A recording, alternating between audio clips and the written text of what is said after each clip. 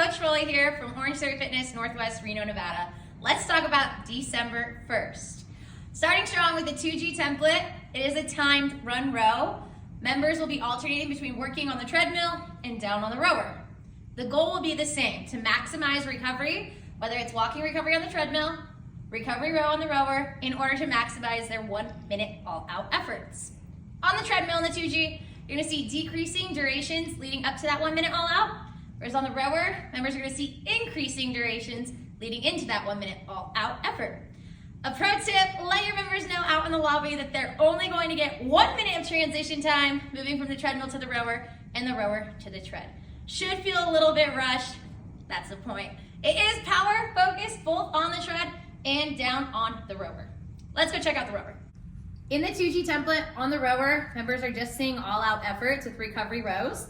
In the 3G template on the rower, members are gonna alternate between 3 rounds on the rower, 3 rounds off the rower. Those 3 rounds on the rower is a great opportunity for you to hang with one of your members, see how long it takes them to complete their first row, since they'll repeat it 2 more times, see if they're able to match or beat that time. The only thing that's gonna change as members work their way through this block, rows will get shorter. So the first 3 rounds on the rower, they're going 200 meters and they come off 2 exercises with that med ball for 3 rounds. When they get back to the rower, they're gonna see 150, 3 rounds, and then the final time they're on the rower, they're gonna see 100 meters, 3 times through, and then rowing until that finisher. It's a great day to celebrate some high wattage and to also celebrate some time. Let's go check out the weight floor. On the weight floor today, your demo and setup are going to be key in order for members to feel successful. Let members know the main focus should be the first 6 exercises. The final exercise, exercise number 7, is the challenger. Let members know they are only going to do that challenger when you cue them to do so.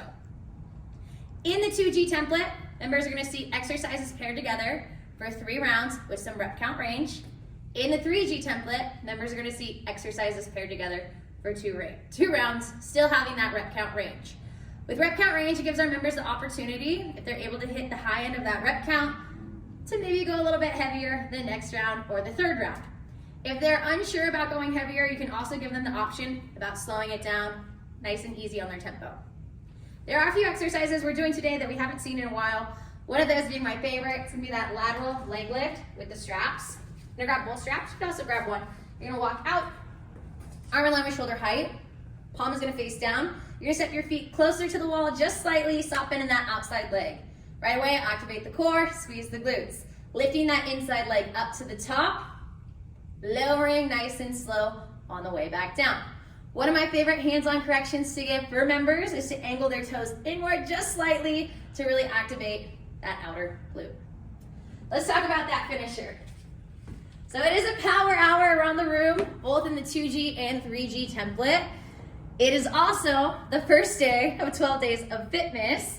So you're gonna see a trend with a 1 minute all out and that challenger on the weight floor. In the 3G, the rowers will be joining in an exercise coming off the rower. The exercise on the weight floor is gonna be a walk out to a plank position, 5 push-ups, walk it back in. So you're gonna cue the weight floor whenever the treads go all out for that minute. If it's the 2G, also that 1 minute all out down on the rower. In the 3G, you'll be cueing the rowers and the weight floor to participate in that 1 minute challenge when our treads go all out for a minute. They'll stop what they're doing, they'll join, they'll pick up where they left off. A good option for that challenger on the weight floor if you don't have benches out that day, you have some members who have a hard time getting up and down off the ground, is to take it to the straps. We're gonna walk out, find that tension, healthy step back. They're gonna take it to a rollout, soft bend of the elbows, finding the range that they can, reset, hit 5, chest press, in those straps, and then repeat. For the overall forecasting of today's template, let members know with those decreasing efforts on the tread, they're gonna have the opportunity to add a little bit more on. They're gonna see a 2 minute push without an all out on the other side. There's walking recovery on the other side, giving them the option to maybe go a little bit stronger, a little bit harder than what they typically would. The work to rest ratio is also really nice today, so let members know that. They're gonna get plenty of time to recover in order to maximize every all out, whether it's on the tread or the rower. Today is also an awesome day to really build community in your studio since it's a timed run row. Everyone will be moving at the same time together No one's getting left behind.